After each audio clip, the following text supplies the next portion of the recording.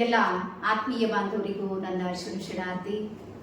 ನಿಮಗೆ ಗೊತ್ತಾ, ರೇಖಿಯಲ್ಲಿ ಯಾವೆಲ್ಲ ಸಮಸ್ಯೆಗಳಿಗೆ ಪರಿಹಾರ ಸಿಗುತ್ತೆ ಅಂತ? ನಾವು ರೇಖಿ ಅಂದ ತಕ್ಷಣ ನಮ್ಮ ಮೈಂಡಲ್ಲಿ ಏನು ಬರುತ್ತೆ? ಕೇವಲ ಆರೋಗ್ಯದ ಸಮಸ್ಯೆ ಇದ್ದವ್ರಿಗೆ ಮಾತ್ರ ರೇಖಿ ಸಪೋರ್ಟ್ ಮಾಡುತ್ತೆ. ಹಾಗೇನೂ ಇಲ್ಲ.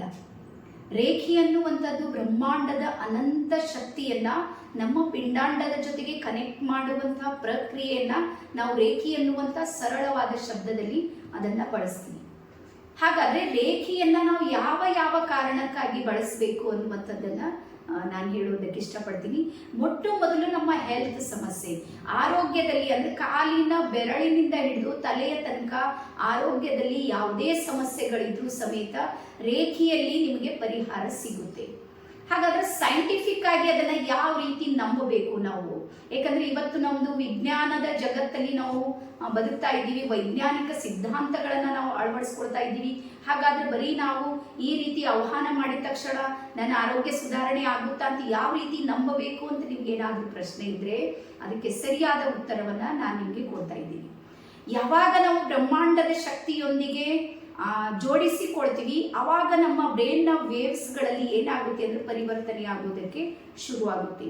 ಧ್ಯಾನಸ್ಥ ಸ್ಥಿತಿಗೆ ಬಂದಾಗ ನಮ್ಮ ಒಳಗೆ ರೋಗ ನಿರೋಧಕ ಶಕ್ತಿ ಇದೆ ನೋಡ್ರಿ, ಅದು ನಿಧಾನಕ್ಕೆ ಏನಾಗುತ್ತೆ ಅಂದ್ರೆ ಆಕ್ಟಿವೇಟ್ ಆಗೋದಕ್ಕೆ ಶುರುವಾಗುತ್ತೆ. ರೋಗ ನಿರೋಧಕ ಶಕ್ತಿ ನಮ್ಮಲ್ಲಿ ಹೆಚ್ಚಾಗೋದಕ್ಕೆ ಶುರುವಾಗುತ್ತೆ. ಹಾಗಾಗಿ ಯಾವ ಟ್ಯಾಬ್ಲೆಟ್ಸು ಟ್ರೀಟ್ಮೆಂಟು ಮಾಡೋ ಕೆಲಸ ಏನಿದೆ, ಎಲ್ಲಾ ಚಿಕಿತ್ಸೆಗಳು ಮೂಲದಲ್ಲಿ ನಮ್ಮ ಶರೀರದಲ್ಲಿ ರೋಗ ನಿರೋಧಕ ಶಕ್ತಿಯನ್ನ ಆಕ್ಟಿವೇಟ್ ಮಾಡೋದಕ್ಕಂತೆ ಅದನ್ನ ಯೂಸ್ ಮಾಡ್ತೀವಿ.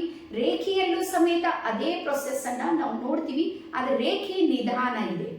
ಆರೋಗ್ಯದ ಸಮಸ್ಯೆ ಬಂದಾಗ ಹೋಗಿ 2 ಇಂಜೆಕ್ಷನ್ ಮಾಡ್ಕೊಂಡಿವಿ, 4 ಟ್ಯಾಬ್ಲೆಟ್ಸ್ ತಗೊಂಡಿವಿ, 1 ಗ್ಲೂಕೋಸ್ ಹಚ್ಕೊಂಡು ಬಂದಿವಿ, ಸಂಜೆ ತನಕ ನನಗೆ ಆರಾಮಾಗುತ್ತೆ, ಇಟ್ಸ್ ಓಕೆ. ಅದರ ಅಡ್ಡ ಪರಿಣಾಮಗಳು ಸಮೇತ ನಮ್ಮ ಶರೀರದಲ್ಲಿ ನಡೀತಾ ಇರುತ್ತೆ ಅಂತ ನಿಮ್ಮೆಲ್ಲರಿಗೂ ಗೊತ್ತಿದೆ. ಆದ್ರೆ ರೇಖಿಯಲ್ಲಿ ಏನಿದೆ ಅಂದ್ರ ಅದ್ರ ಪ್ರೊಸೆಸ್ ಇದೆ ನೋಡ್ರಿ, ಬಹಳ ನಿಧಾನಕ್ಕೆ. ರೀಸನ್ ಏನು ಅಂದ್ರೆ ಅದು ಮೊದಲು ನಮ್ಮ ಔರ ಮೇಲೆ ವರ್ಕ್ ಮಾಡುತ್ತೆ. ಅಂದ್ರೆ ನಮ್ಮ ಪ್ರಭಾವಳಿ ಏನಿದೆ ನೋಡ್ರಿ, ನಮ್ಮ ಸುತ್ತ ಇರುವಂತ ನೆಗೆಟಿವ್ ಪ್ರಭಾವಳಿಯಿಂದ ನಮ್ಮನ್ನ ಹೊರ ತೆಗೆದು ಪಾಸಿಟಿವ್ ಎನರ್ಜಿಯ ಜೊತೆಗೆ ಕನೆಕ್ಟ್ ಆಗೋದಕ್ಕೆ ನಮಗೆ ಒಂದಿಷ್ಟು ಸಮಯ ತೆಗೆದುಕೊಳ್ಳುತ್ತೆ. ಒಂದು ಸಲ ಅದು ಕನೆಕ್ಟ್ ಆದ್ರೆ ಸಾಕು, ಆರೋಗ್ಯದ ಸಂಪೂರ್ಣ ಸಮಸ್ಯೆಗಳಿಗೆ ನಮ್ಗೆ ಇಲ್ಲಿ ಪರಿಹಾರ ಸಿಗುತ್ತೆ. ಅದಾದ ನಂತರ ಎರಡನೇದು ಯಾವುದು ನಮ್ಮಲ್ಲಿ ಬಹಳ ನಮಗೆ ಸಮಸ್ಯೆ ಆಗೋದು ಎಲ್ಲಿ ಅಂದ್ರೆ ಫೈನಾನ್ಸಿಯಲ್ ಪ್ರಾಬ್ಲಮ್ಸ್ಗಳನ್ನ ನಾವು ಎದುರಿಸ್ತಾ ಇರ್ತೀವಿ. ಹಾಗಾದ್ರೆ ಫೈನಾನ್ಸಿಯಲ್ ಪ್ರಾಬ್ಲಮ್ಸ್ಗೆ ರೇಖಿಯಲ್ಲಿ ಯಾವ ರೀತಿಯ ನಮಗೆ ಪರಿಹಾರಗಳು ಸಿಗುತ್ತೆ ಅಂದ್ರೆ, ನಾವು ಮೆಡಿಟೇಷನ್ ಮಾಡುವಾಗ, ಹೀಲಿಂಗ್ ಅನ್ನ ಮಾಡ್ಕೊಳ್ಳುವಾಗ, ನೀವು ಸೆಲ್ಫ್ ಹೀಲಿಂಗ್ ಮಾಡ್ರಿ ಅಥವಾ ಅದರ್ಸ್ ಹೀಲಿಂಗ್ ನಿಮ್ಗೆ ಯಾರಾದ್ರೂ ಮಾಡ್ತಾ ಇದ್ದಾರೆ, ಇನ್ನೊಬ್ರು ನಿಮ್ಗೆ ಚಿಕಿತ್ಸೆಯನ್ನ ಕೊಡ್ತಾ ಇದ್ದಾರೆ, ಅವ್ರು ಟಚ್ ಕೊಡ್ಬೋದು ಅಥವಾ ನಾನ್ ಟಚ್ ಕೊಡ್ಬೋದು, ಅಥವಾ ಡಿಸ್ಟೆನ್ಸ್ ನಲ್ಲೂ ಸಮೇತ ನಿಮ್ಗೆ ಹೀಲಿಂಗ್ ಅನ್ನ ಮಾಡ್ತಾ ಇರ್ಬೋದು. ಅವ್ರು ಯಾವುದೇ ಮಾಡ್ಲಿ, ಎನರ್ಜಿಗೆ ವ್ಯಕ್ತಿಯ ಅವಶ್ಯಕತೆ ಇಲ್ಲ, ಅದಕ್ಕೆ ಅವಶ್ಯಕತೆ ಇರೋದು ಶಕ್ತಿಯ. ಸೊ ಹಾಗಾಗಿ ನಿಮ್ಮ ಎನರ್ಜಿಯ ಜೊತೆಗೆ ರೇಖಿ ಯಾವಾಗ ಕನೆಕ್ಟ್ ಆಗುತ್ತೆ ಅವಾಗ ನಿಮ್ಮ ಚಕ್ರಗಳಿರುತ್ತೆ ನೋಡ್ರಿ, ಆಟೋಮೆಟಿಕ್ ಬ್ಯಾಲೆನ್ಸ್ ಆಗೋದಕ್ಕೆ ಶುರುವಾಗುತ್ತೆ, ಆಕ್ಟಿವ್ ಆಗೋದಕ್ಕೆ ಶುರುವಾಗುತ್ತೆ, ಎನರ್ಜೆಟಿಕ್ ಆಗೋದಕ್ಕೆ ಶುರುವಾಗುತ್ತೆ. ಸೊ ಹಾಗಾಗಿ ನಮಗಿರುವ 108 ಸಮಸ್ಯೆಗಳು ಅಂದ್ರೆ ದೈಹಿಕ ಇರ್ಬೋದು, ಮಾನಸಿಕ, ಭಾವನಾತ್ಮಕವಾಗಿ ಈ ಎಲ್ಲಾ ಸಮಸ್ಯೆಗಳ ಮೂಲ ಎಲ್ಲಿದೆ ಅಂದ್ರೆ ನಮ್ಮ ಚಕ್ರಗಳಲ್ಲಿವೆ. ಯಾರ ಚಕ್ರ ಇಂಬ್ಯಾಲೆನ್ಸ್ ಆಗಿರುತ್ತೆ ನೋಡ್ರಿ, ಅವ್ರಿಗೆ ಸಮಸ್ಯೆಗಳು ಜಾಸ್ತಿ ಆಗುತ್ತೆ. ಆ ಚಕ್ರಗಳನ್ನ ಬ್ಯಾಲೆನ್ಸ್ ಮಾಡೋ ಕೆಲಸನೇ ರೇಖಿಯ ಕೆಲಸ. ಹಾಗಾಗಿ ಫೈನಾನ್ಸಿಯಲ್ ಸ್ಟ್ರಗಲ್ ನೀವು ಜಾಸ್ತಿ ಮಾಡ್ತಾ ಇದ್ದೀರಿ ಅಂದ್ರೆ ನೀವು ಹೊರಗೆ ಹೋರಾಟ ಮಾಡೋದು ಮೊದಲು ಬಿಡಿ. ನಾನು ಹೆಚ್ಚಿನ ಕೆಲಸ ಮಾಡಿದ್ರೆ, ಹೆಚ್ಚಿಗೆ ದುಡಿದ್ರೆ ಹೆಚ್ಚು ದುಡ್ಡು ಬರುತ್ತೆ, ಹಂಗೇನು ಇಲ್ಲ. ನೀವು ಹೆಚ್ಚಿನ ಎನರ್ಜಿ ಎಲ್ಲಿ ಕೊಡ್ತಾ ಇದ್ದೀರಿ ನೋಡ್ರಿ, ಅಲ್ಲಿ ನಿಮಗೆ ಲಕ್ಷ್ಮಿ ಕನೆಕ್ಟ್ ಆಗ್ತಾಳೆ. ಸೊ ಹಾಗಾಗಿ ಫೈನಾನ್ಸಿಯಲ್ ಗ್ರೋತ್ ಆಗೋದಕ್ಕೂ ನಮಗೆ ರೇಖಿ ಇದೆ ನೋಡ್ರಿ, ಅದು ಬಹಳ ಬಹಳ ಸಪೋರ್ಟ್ ಮಾಡುತ್ತೆ. ಅದಾದ ನಂತರ ಅತ್ಯಂತ ಮುಖ್ಯವಾಗಿ ಬರುತ್ತೆ, ನಿಮ್ಮೆಲ್ಲರಿಗೆ ಗೊತ್ತಿರ್ಬೋದು, ಒಂದು 10-15 ವರ್ಷದ ಹಿಂದೆ ಹೋದಾಗ ಈ ಡಿವೋರ್ಸ್ ಕೇಸ್ಗಳು ಈಗಿನಷ್ಟು ಹಾವಳಿ ಇರಲಿಲ್ಲ. ಎಲ್ಲೋ ಲಕ್ಷಕ್ಕೆ ಒಬ್ಬರು ಇಬ್ಬರು ಏನೋ ಫ್ಯಾಮಿಲಿ ಪ್ರಾಬ್ಲಮ್ಸ್ ಇದೆ, ಹೊಂದಾಣಿಕೆ ಸಮಸ್ಯೆ ಇದೆ, ಅವನ ಬಿಹೇವಿಯರ್ ಪ್ಯಾಟರ್ನ್ ಸರಿ ಇಲ್ಲ ಅಥವಾ ಅವಳದು ಸರಿ ಇಲ್ಲ, ಇಂತಹ ಕೆಲವೊಂದು ರೇರ್ ಪ್ರಾಬ್ಲಮ್ಸ್ಗಳನ್ನ ಇಟ್ಕೊಂಡು ಇಬ್ರು ದೂರ ಆಗೋದಕ್ಕೆ ರೆಡಿ ಆಗ್ತಿರು. ಮತ್ತೆ 2 ಫ್ಯಾಮಿಲಿಗಳು ಅಲ್ಲಿ ಒಪ್ಪಿಗೆ ಇದ್ದಾಗ ಮಾತ್ರ ಅವ್ರು ಇಬ್ರು ದೂರ ಆಗೋದಕ್ಕೆ ಸಾಧ್ಯ ಇತ್ತು. ಆದ್ರೆ ಇವತ್ತು ನಾವು ಪ್ರೆಸೆಂಟ್ ಅಲ್ಲಿ ನೋಡ್ತಾ ಇದ್ರ ಒಂದು 100 ಮದುವೆಗಳಾಗಿವೆ ಅಂದ್ರ ಆ 100ರಲ್ಲಿ ಎಷ್ಟು ಜನ ಸುಖಿಯಾಗಿದ್ದಾರೆ ಅನ್ನುವಂಥದ್ದನ್ನ ನೀವೇ ಪ್ರಶ್ನೆ ಮಾಡ್ರಿ. ಅದ್ರದ್ದು ಅಂಕಿ ಅಂಶಗಳ ಬಗ್ಗೆ ನಾವು ಚರ್ಚೆ ಮಾಡೋದು ಬೇಡ. ಹಾಗಾಗಿ ವೈವಾಹಿಕ ಜೀವನವನ್ನ ಸರಿಯಾಗಿ ಇಟ್ಟುಕೊಳ್ಳೋದಕ್ಕೆ ಅಲ್ಲಿ ಮೂಲ ಸಮಸ್ಯೆ ಏನಾಗ್ತಾ ಇದೆ ಅಂದ್ರ ಹೊಂದಾಣಿಕೆಯ ಸಮಸ್ಯೆ, ಅಡ್ಜಸ್ಟ್ಮೆಂಟ್ ಪ್ರಾಬ್ಲಮ್ ಇದೆ. ಅಂದ್ರೆ ಏನಾಗಿದೆ, ಇವತ್ತು ಈಕ್ವಾಲಿಟಿ ಅಂತ ಬಂದ್ಬಿಟ್ಟಿದೆ. ಹೆಣ್ಮಕ್ಳು ನಾನು ಯಾರಿಗಿಂತ ಕಡಿಮೆ ಇಲ್ಲ, ನಾನು ಎಲ್ಲರಿಗಿಂತ ಗ್ರೇಟ್ ಇದ್ದೀನಿ, ಇಟ್ಸ್ ಓಕೆ. ಗಂಡು ಮಕ್ಕಳು ಇಲ್ಲ, ನಾನು ಗಂಡಿದ್ದೀನಿ, ನಾನು ಯಾಕೆ ಬಾಗಬೇಕು ಅನ್ನುವಂಥ ಮನಸ್ಥಿತಿ ಅವ್ರದ್ದು. ಆದರೆ ಸಂಸಾರ ಅಂತ ಬಂದಾಗ ಇಲ್ಲಿ ಯಾರು ದೊಡ್ಡವರು ಯಾರು ಸಣ್ಣವರಲ್ಲ. ಎರಡು ಚಕ್ರಗಳು, ನಾನು ದೊಡ್ಡವ್ರು ನೀನು ದೊಡ್ಡವು ಅಂತ ಹೇಳಿದ್ರ ನಾವು ನಮ್ಮ ಡೆಸ್ಟಿನಿಯನ್ನು ನಾವು ಮುಟ್ಟೋದಕ್ಕೆ ಯಾವ ರೀತಿ ಸಾಧ್ಯ ಇಲ್ಲ. ಅದೇ ರೀತಿ ಸಂಸಾರದ ಸಾರಥಿಯಾಗಿರುವ ಎರಡು ಚಕ್ರಗಳು ಯಾರು? ದಂಪತಿಗಳು. ಆ ದಂಪತಿಗಳಲ್ಲಿ ಈ ರೀತಿ ಭೇದ ಭಾವ, ಈ ರೀತಿಯ ಅಹಂಗಳನ್ನ ನಡೀತಾ ಇದೆ, ಈ ರೀತಿಯ ಚರ್ಚೆಗಳಿದೆ, ಈ ರೀತಿ ಏರುಪೇರು ಆಗ್ತಾ ಇದೆ ಅಂದ್ರೆ ಆ ಸಂಸಾರ ನಡೆಯೋದಿದೆ ನೋಡ್ರಿ, ಅದು ಕಷ್ಟದ ಕೆಲಸ ಇದೆ. ಹಾಗಾದ್ರೆ ರೇಖೆ ಹೆಂಗ್ ಅವ್ರಿಗೆ ಸಪೋರ್ಟ್ ಮಾಡುತ್ತೆ ಅಂದ್ರ, ಯಾರ ಸ್ವಾಧಿಷ್ಠಾನ ಚಕ್ರದಲ್ಲಿ ಪ್ರಾಬ್ಲಮ್ ಇರುತ್ತೆ ನೋಡ್ರಿ, ಅವರಿಗೆ ಅಡ್ಜಸ್ಟ್ಮೆಂಟ್ ಪ್ರಾಬ್ಲಮ್ಸ್ಗಳು ಇರುತ್ತೆ. ಅವ್ರು ಯಾರು ಹೇಳಿದ್ದು ಕೇಳೋದಿಲ್ಲ. ಯಾವಾಗ ರೇಖೆಯನ್ನ ಕಲಿತಾ ಹೋಗ್ತಾರ, ಆಕ್ಟಿವೇಟ್ ಮಾಡ್ತಾ ಹೋಗ್ತಾರ, ಹೀಲಿಂಗ್ ಅನ್ನ ತಗೊಳ್ತಾ ಹೋಗ್ತಾರ, ನಿಧಾನಕ್ಕೆ ಅವರ ಸ್ವಾಧಿಷ್ಠಾನ ಚಕ್ರ ಇದೆ ನೋಡ್ರಿ, ಅದು ಏನಾಗುತ್ತೆ ಅಂದ್ರ ಸಕಾರಾತ್ಮಕವಾಗಿ ಕ್ಲಾಕ್ ವೈಸ್ ರೂಟೇಟ್ ಆಗೋದಕ್ಕೆ ಶುರುವಾಗುತ್ತೆ. ಇಬ್ಬರಲ್ಲಿ ಒಬ್ಬರ ಚಕ್ರನು ಆಕ್ಟಿವೇಟ್ ಆದ್ರೂ ಆ ಹೊಂದಾಣಿಕೆ ಅನ್ನುವಂಥದ್ದು, ಪೇಷನ್ಸ್ ಅನ್ನುವಂಥದ್ದು, ಎದುರಿನ ವ್ಯಕ್ತಿಯ ಮೇಲಿರುವಂತಹ ವಿಶ್ವಾಸ ಇದೆ ನೋಡ್ರಿ, ಅದು ಆಟೋಮೆಟಿಕ್ ಏನಾಗುತ್ತೆ ಅಂದ್ರೆ ಇಲ್ಲಿ ಕನೆಕ್ಟ್ ಆಗುತ್ತೆ. ಹಾಗಾಗಿ ನಿಮ್ಮ ಫ್ಯಾಮಿಲಿಗಳನ್ನ ನೀವೇನಾದ್ರೂ ಉಳಿಸ್ಕೊಳ್ಬೇಕು, ರಿಲೇಷನ್ ಅನ್ನ ಶಾಶ್ವತವಾಗಿ ಇಟ್ಕೊಳ್ಬೇಕು, ಅಥವಾ ಆದರ್ಶ ದಾಂಪತ್ಯ ಅನ್ನುವಂಥದ್ದು ನಿಮ್ಗೆ ಅದು ಫೀಲ್ ಇದೆ, ಆ ಫೀಲಿಂಗ್ ಬಹಳ ಮುಖ್ಯ ಇದೆ. ನಮ್ಗೆ ಯಾರು ಸಮಾಜದಲ್ಲಿ ಒಬ್ರು ಆದರ್ಶ ದಂಪತಿಗಳಂತ ಹೇಳ್ತಾರ, ಮನೆಯಲ್ಲಿ ನೀವು ಜಗಳ ಕಿರಿಕಿರಿ ಮಾಡ್ತಾ ಇದ್ದೀರಿ ಅಂದ್ರೆ ಆ ಪ್ರಶಸ್ತಿಗೆ ಯಾವ ಅರ್ಥನೂ ಇಲ್ಲ. ಸಮಾಜ ಯಾವ್ದಾದ್ರೂ ದೃಷ್ಟಿಯಿಂದ ನೋಡ್ಲಿ, ಆದ್ರೆ ನಿಮ್ಮಿಬ್ಬರ ನಡುವೆ ಎಷ್ಟು ಅಡ್ಜಸ್ಟ್ಮೆಂಟ್ ಇದೆ ಅನ್ನುವಂಥದ್ದಿದೆ ನೋಡ್ರಿ, ಅದು ಮೇನ್ ಇಲ್ಲಿ ಮ್ಯಾಟರ್ ಆಗೋದು. ಸೊ ಹಾಗಾಗಿ ವೈವಾಹಿಕ ಜೀವನವನ್ನ ಸುಧಾರಣೆ ಮಾಡೋದಕ್ಕೂ ಸಮೇತ ರೇಖೆ ನಿಮಗೆ 100ಕ್ಕೆ 100ರಷ್ಟು ಸಹಾಯ ಮಾಡುತ್ತೆ. ಅದಾದ ನಂತರ ನೆಕ್ಸ್ಟ್ ಬಹಳ ಅತ್ಯಂತ ಮಹತ್ವದ್ದು ಏನು ಅಂದ್ರ, ಇವತ್ತು ನಾವು ಜೀವನ ಬಹಳ ಸೀರಿಯಸ್ ಮಾಡ್ಕೊಂಡ್ಬಿಟ್ಟಿವಿ. ಅಂದ್ರೆ ಜೀವನ ಅಂದ್ರೆ ಸಂಘರ್ಷ ಇದೆ, ಹೋರಾಟ ಇದೆ, ಹತಾಶೆ ಇದೆ, ನಿರಾಶೆ ಇದೆ, ಕಷ್ಟಪಟ್ಟರೆ ನನಗೆ ಸಿಗುತ್ತೆ, ನಾನು ದುಡಿದ್ರೆ ಮಾತ್ರ ನನಗೆ ಸಿಗುತ್ತೆ, ಹಗಲು ರಾತ್ರಿ ನಾನು ಹೋರಾಟ ಮಾಡಬೇಕು, ಇದೆಲ್ಲ ಮೈಂಡ್ ಸೆಟ್. ಜೀವನ ಅಂದ್ರೆ ನಾವು ಸುಖ ಇದೆ ಅನ್ನುವಂಥ ಕಲ್ಪನೆ ಇದೆ ನೋಡ್ರಿ, ಅದು ಝೀರೋ ಬಂದ್ಬಿಟ್ಟಿದೆ. ಹೋರಾಟ ಅನ್ನುವಂಥದ್ದೇ ತಲೆಗೆ ಬಂದಿದೆ. ರೀಸನ್ ಏನು ಅಂದ್ರೆ, ಬಾಲ್ಯದಲ್ಲಿ ನಾವು ಕಲಿತಿರುವಂತ ನಮ್ಮದೇ ನೋಟ್ಬುಕ್ ಅಲ್ಲಿ ನಮ್ಮ ಸರ್ ಏನ್ ಮಾಡ್ತೀರಂದ್ರ, ಜೀವನ ಒಂದು ಹೋರಾಟ, ಹೋರಾಡು ಅನ್ನುವಂಥದ್ದನ್ನ ನನ್ನ ನೋಟ್ಬುಕ್ ಅಲ್ಲಿ ಬರ್ಸಿದ್ದು, ನಾನು ರಾತ್ರಿ ಒಂದು ಹೋಮ್ವರ್ಕ್ ಮಾಡಿದ್ದು ನನಗೆ ಇವತ್ತು ನೆನಪಿದೆ. ಬರೆಯುವಾಗ ನನ್ನ ತಲೆಯೊಳಗ ಅವಾಗ ನನ್ಗೆ 5ನೇ ಕ್ಲಾಸ್ ಅಲ್ಲಿ ನನ್ನ ಸಬ್ ಕಾನ್ಶಿಯಸ್ ಮೈಂಡ್ ಅಲ್ಲಿ ಹೋಗಿ ಸೇವ್ ಆಗ್ಬಿಡ್ತು. ಏನು ಅಂದ್ರೆ, ಜೀವನ ಅಂದ್ರ ಹೋರಾಟ ಇದೆ, ನಾನು ಹೋರಾಡಬೇಕು. ನಾನು ಎಲ್ಲಿ ತನಕ ಹೋರಾಟ ಮಾಡ್ತೀನಿ ಅಲ್ಲಿ ತನಕ ಮಾತ್ರ ನಾನು ಬದುಕ್ತೀನಿ, ಅಲ್ಲಿ ತನಕ ಮಾತ್ರ ನಾನು ಸೇವ್ ಆಗ್ತೀನಿ, ಇಲ್ಲಾಂದ್ರೆ ನಾನು ಆಗೋದಿಲ್ಲ ಅಂತ 5ನೇ ಕ್ಲಾಸಿಗೆ ನನ್ನ ಮೈಂಡ್ ಅಲ್ಲಿ ಹೋಗ್ಬಿಡುದು. ಅಲ್ಲಿಂದ ನನ್ನ ಹೋರಾಟ ಜರ್ನಿ ಬಹಳ ವಿಚಿತ್ರವಾಗಿ ನಡೀತು. ಒಂದಾದ್ಮೇಲೆ ಒಂದು ಹೋರಾಟ, ಒಂದಾದ್ಮೇಲೆ ಒಂದು ಹೋರಾಟ, ಸಂಘರ್ಷ, ಹತಾಶೆ, ನಿರಾಶೆ, ಕಳೆದುಕೊಳ್ಳೋದು, ಸೋಲೋದು, ಕಣ್ಣೀರು ಹಾಕೋದು, ಇದೆಲ್ಲವದರ ಜೊತೆಗೆ ಒಂದು ಅದೇ ವೈಬ್ರೇಷನ್ ಜೊತೆಗೆ ಏನಾಯ್ತು ಅಂದ್ರೆ ಕನೆಕ್ಟ್ ಆಯ್ತು. ಸೊ ಯಾವಾಗ ನಾನು ಟ್ರೈನಿಂಗ್ ಇಂಡಸ್ಟ್ರಿಯಲ್ಲಿ ಬಂದು ಕಾಲಿಟ್ಟ, ನನಗೆ ಆವಾಗ ಗೊತ್ತಾಯ್ತು ಜೀವನ ಅಂದ್ರೆ ಹೋರಾಟ ಇಲ್ವೇ ಇಲ್ಲ.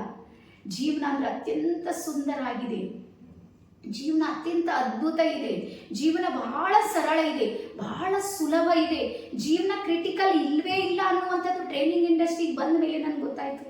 ನಮ್ಮ ಸಬ್ ಕಾನ್ಶಿಯಸ್ ಮೈಂಡಿಗೆ ನಾವು ಬಾಲ್ಯದಿಂದ ಯಾವ ಅಫರ್ಮೇಷನ್ಸ್ ಅನ್ನ ಕೊಡ್ತಾ ಬಂದೀವಿ, ಅದೇ ಇಲ್ಲಿ ಆಕ್ಟಿವೇಟ್ ಆಗಿ ಜೀವನ ಸಂಘರ್ಷ ಸಂಘರ್ಷ ಸಂಘರ್ಷ ಆಗ್ಬಿಡ್ತು, ಹೋರಾಟ ಆಗ್ಬಿಡ್ತು. ಈಗ ನಾನು ಅದೇ ಜೀವನವನ್ನ ಬಹಳ ಸರಳ ಇದೆ, ಬಹಳ ಸುಲಭ ಇದೆ, ಬಹಳ ಆನಂದವಿದೆ, ಜೀವನ ನಂದು ಒಂದು ಬಹಳ ಚಮತ್ಕಾರ ಇದೆ, ನಾನು ಅಂದ್ಕೊಂಡಿದ್ದೆ ನನ್ನ ಜೀವನದಲ್ಲಿ ನಡೆಯುತ್ತೆ, ಈ ಅಫರ್ಮೇಷನ್ಸ್ ಅನ್ನ ನಾನು ಹೇಳೋದಕ್ಕೆ ಶುರು ಮಾಡಿದ, ನಿಧಾನಕ್ಕೆ ನನ್ನ ಜೀವನದಲ್ಲಿ ಪರಿವರ್ತನೆ ಆಗೋದಕ್ಕೆ ಶುರುವಾಯಿತು. ಸೊ ಹಾಗಾಗಿ ಇಲ್ಲಿ ನಾವು ಏನು ಸೇವ್ ಮಾಡಿ ನೋಡ್ರಿ, ಅದೇ ನಡೀತಾ ಇದೆ. ಹಾಗಾಗಿ ನಿಮಗೆ ಔಟರ್ನಲ್ಲಿ ಏನಾದರೂ ಪರಿವರ್ತನೆ ಬೇಕು ಅಂದ್ರೆ ಇನ್ನರ್ನಲ್ಲಿ ನೀವು ಏನು ಸೇವ್ ಮಾಡಿರಿ ಅನ್ನುವಂಥದ್ದು ಮೊದಲು ಚೆಕ್ ಮಾಡ್ರಿ. ಔಟರ್ನಲ್ಲಿ ನಿಮಗೆ ಸಮಸ್ಯೆ ಇದೆ ಅಂದ್ರೆ ಇನ್ನರ್ನೊಳಗೆ ಸಮಸ್ಯೆಯ ಬೀಜವನ್ನ ನೀವೇ ಬಿತ್ತಿದ್ರಿ ಅಂತ ಅರ್ಥ.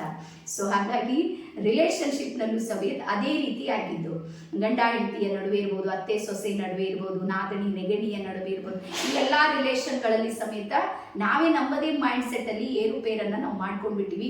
ಅದಕ್ಕಾಗಿ ಈ ರೀತಿಯ ಸಮಸ್ಯೆಗಳು ನಮಗೆ ಕಾಣುತ್ತೆ. ಹಾಗಾಗಿ ರೇಖೆಯಲ್ಲಿ ಬಂದಾಗ ಇಂತಹ ಮನಸ್ಥಿತಿ ಮತ್ತು ಇಂತಹ ವೈಬ್ರೇಷನ್ ಮೇಲೆ ಇಲ್ಲಿ ವರ್ಕ್ ನಡೆಯೋದಕ್ಕೆ ಶುರುವಾಗುತ್ತೆ. ಹಾಗಾಗಿ ರಿಲೇಶನ್ಶಿಪ್ಗೆ 100ಕ್ಕೆ 100ರಷ್ಟು ನಿಮ್ಗೆ ಇಲ್ಲಿ ಪರಿಹಾರ ಸಿಗುತ್ತೆ, ಅದರಲ್ಲಿ ಎರಡು ಮಾತಿಲ್ಲ.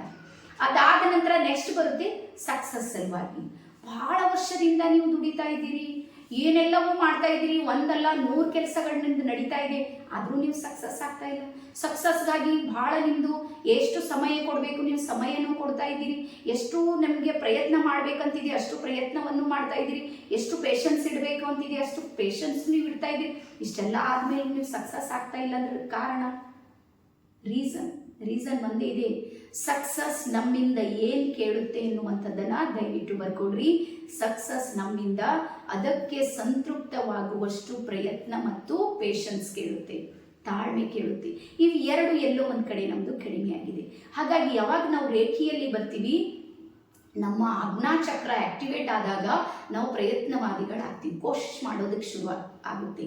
ನಮ್ಮ ಸಹಸ್ರಾರಕ್ಕೆ ಬಂದಾಗ ಬ್ರಹ್ಮಾಂಡದ ಮೇಲೆ ಒಂದು ವಿಶ್ವಾಸ ನಮಗೆ ಕನೆಕ್ಟ್ ಆಗುತ್ತೆ. ಅದು ಅಚಲವಾದ ವಿಶ್ವಾಸ, ಅಡೋಲ ವಿಶ್ವಾಸ ಅಂತ.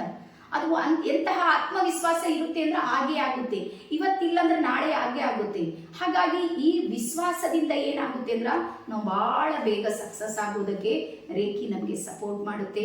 ಅದರ ನಂತರ ನೆಕ್ಸ್ಟ್ ಬರುತ್ತೆ ಸಾಮಾಜಿಕವಾಗಿರುವಂತಹ ಒಂದು ಕಾರ್ಯವನ್ನ ನೀವೇನಾದ್ರೂ ಮಾಡಬೇಕಾಗಿದೆ, ಸಮಾಜಕ್ಕೆ ನಿಮ್ಮದೇ ಏನಾದ್ರೂ ಒಂದು ಕೊಡುಗೆಯನ್ನ ಕೊಡಬೇಕು. ನೋಡ್ರಿ, ನಾವೆಲ್ಲರೂ ಅಷ್ಟೊಂದು ಕೋಟ್ಯಾಧೀಶರಂತೂ ಯಾರು ಇಲ್ವೇ ಇಲ್ಲ. ನಾನು ಸಮಾಜಕ್ಕೆ ಒಂದಿಷ್ಟು ದುಡ್ಡು ಕಾಸು ಕೊಟ್ಟು ನಾನು ಅದಕ್ಕೆ ಸಪೋರ್ಟ್ ಮಾಡ್ಬೋದು ಅಥವಾ ಸಾಮಾಜಿಕ ಕಾರ್ಯವನ್ನ ನಾನು ಮಾಡಿ ತೋರಿಸ್ಬೋದು, ಅದು ಸಾಧ್ಯ ಇಲ್ಲ ನನಗೆ. ಹಾಗಾದ್ರೆ ಸಮಾಜಕ್ಕೆ ನಾನು ಏನನ್ನ ಕೊಡ್ಬೋದು ಅಂದ್ರೆ ನನ್ನ ಸೇವೆಯನ್ನ ಕೊಡ್ಬೋದು. ನಾನು ಯಾರು ನೊಂದವರಿದ್ದಾರೆ, ಬೆಂದವರಿದ್ದಾರೆ, ಬಿದ್ದವರಿದ್ದಾರೆ, ಅವರು ಸಮಸ್ಯೆಯಿಂದ ಬಳಲುವಂಥವರಿಗೆ ಒಂದಿಷ್ಟು ಕೈ ಹಿಡಿದು ಅವ್ರಿಗೆ ಜೀವನ ನಿರ್ವಹಣೆಗೆ ಬೇಕಾಗುವಂತ ಸಹಾಯ ಸಹಕಾರದ ಜ್ಞಾನ ಕೊಟ್ಟರು ಸಾಕು, ನೀವು ಸಾಮಾಜಿಕ ಕಾರ್ಯವನ್ನ ಮಾಡ್ತಾ ಇದ್ದೀರಿ ಅಂತ ಅರ್ಥ. ಸೊ ಹಾಗಾಗಿ ಸಮಾಜದ ಇಂಥವರಿಗೆ ಉಚಿತವಾಗಿ ಯಾವುದೇ ಫೀಸನ್ನ ತಗೊಳ್ಳಾರ್ದಂಗೆ ನೀವು ಒಂದಿಷ್ಟು ಹೀಲಿಂಗ್ ಅನ್ನ ಮಾಡೋದಕ್ಕೆ ಶುರು ಮಾಡಿದ್ರ ಸಮಾಜ ನಿಮಗೆ 100% ನಿಮಗೆ ಸಪೋರ್ಟ್ ಮಾಡುತ್ತೆ. ಹಾಗಾಗಿ ನೀವು ಒಬ್ಬ ಸಾಮಾಜಿಕ ವ್ಯಕ್ತಿಯಾಗಿ ಬೆಳೆಯೋದಕ್ಕೂ ನಿಮಗೆ ರೇಖಿ ಸಪೋರ್ಟ್ ಮಾಡುತ್ತೆ. ಅದ್ರ ಜೊತೆಗೆ ನಿಮ್ಮ ಹೆಸರಿನ ಹಿಂದೆ ಗ್ರ್ಯಾಂಡ್ ಮಾಸ್ಟರ್ ಅಂತ ಬರುತ್ತೆ. ಯಾವ ರೀತಿ MBBS MD ಮಾಡಿದವರು ಡಾಕ್ಟರ್ ಅಂತ ಬಂದಾಗ ಅವರು ಡೆಸಿಗ್ನೇಷನ್ ಅವರನ್ನ ಚೇಂಜ್ ಮಾಡುತ್ತೆ ನೋಡ್ರಿ, ಅದೇ ರೀತಿ ಯಾವಾಗ ಗ್ರ್ಯಾಂಡ್ ಮಾಸ್ಟರ್ಸ್ ಅಂತೇಳಿ ಅನ್ಸ್ಕೊಂಡಿದ್ರಿ ಅವಾಗ ನಿಮ್ಮ ಬಿಹೇವಿಯರ್ ಪ್ಯಾಟರ್ನ್ ಇದೆ ನೋಡ್ರಿ 100% ಚೇಂಜ್ ಆಗುತ್ತೆ. ನೀವು ಸಾಮಾನ್ಯರ ತರ ಇರೋದಕ್ಕೆ ಸಾಧ್ಯನೇ ಇಲ್ಲ. ಯಾಕೆ ಸಾಧ್ಯ ಇಲ್ಲ ಅಂದ್ರ ನೀವೇನಾದ್ರೂ ಸ್ವಲ್ಪ ಗಡಿಬಿಡಿ ಮಾಡೋದಕ್ಕೆ ಶುರು ಮಾಡಿದ್ರಿ, ಸಾಮಾನ್ಯ ವ್ಯಕ್ತಿಗಳ ತರ ನೀವು ಚಂಚಲ ಆಗೋದಕ್ಕೆ ಶುರು ಮಾಡ್ರಿ, ಅವಾಗ ನಿಮ್ಮ ಮೈಂಡ್ ಹೇಳುತ್ತೆ ನೀನು ಗ್ರ್ಯಾಂಡ್ ಮಾಸ್ಟರ್, ನೀನ್ ಏನೆಲ್ಲವನ್ನ ಮಾಡುವಂತ ಶಕ್ತಿ ಇದೆ, ನೀನ್ ಯಾಕೆ ಈ ರೀತಿ ಮಾಡ್ತಾ ಇದ್ದೀ, ದೊಡ್ಡ ಪ್ರಶ್ನಾರ್ಥಕ ಚಿಹ್ನೆ ನಿಮ್ಮ ಮುಂದೆ ಬರುತ್ತೆ.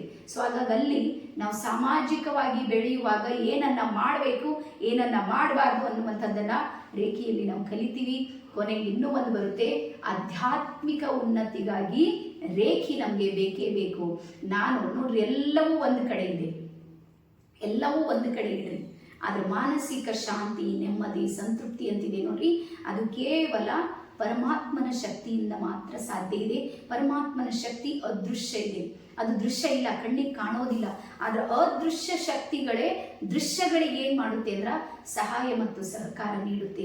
ಯಾವಾಗ ಬ್ರಹ್ಮಾಂಡಕ್ಕೆ ನಮ್ಮ ಎನರ್ಜಿಯಲ್ಲಿ ಪರಿವರ್ತನೆ ಅನಿಸುತ್ತೆ, ನಮ್ಮ ಎನರ್ಜಿ ಪಾಸಿಟಿವ್ ಆಗಿದೆ ಅಂತೇಳಿ ಬ್ರಹ್ಮಾಂಡಕ್ಕೆ ಫೀಲ್ ಆಗುತ್ತೆ ನೋಡ್ರಿ, ಅವಾಗ ಅದೇ ಬ್ರಹ್ಮಾಂಡ ನಮ್ಗೆ ಏನ್ ಮಾಡುತ್ತೆ ಅಂದ್ರ ನಮ್ಮೊಳಗೆ ಆಧ್ಯಾತ್ಮಿಕ ಎನರ್ಜಿಯನ್ನ ಆಕ್ಟಿವೇಟ್ ಮಾಡುತ್ತೆ. ನಮ್ಮ ಚಕ್ರಗಳನ್ನ ಅದು ಬ್ಯಾಲೆನ್ಸ್ ಮಾಡೋದಕ್ಕೆ ನನಗೆ ಸಹಾಯ ಮಾಡುತ್ತೆ. ಮತ್ತೆ ಒಂದು ನಿಮಿಷನೂ ಒಂದು ಕಡೆಗೆ ಕೂಡ್ಲಿಕ್ಕೆ ಆಗ್ಲಾರ್ದಂಥವ್ರು ಸಮೇತ 1 ಗಂಟೆ ಅಂದ್ರೆ 60 ನಿಮಿಷ 70 ನಿಮಿಷ ಒಂದು ಕಡೆ ಕೂರುವಂತ ಅದೆಷ್ಟೋ ಸ್ಟೂಡೆಂಟ್ಸ್ ಅನ್ನ ನಾನು ನೋಡ್ತಾ ಇದ್ದೀನಿ. ರೀಸನ್ ಏನು ಅಂದ್ರೆ ಅವ್ರ ಚಕ್ರಗಳು ಆಕ್ಟಿವೇಟ್ ಆಗಿತ್ತು.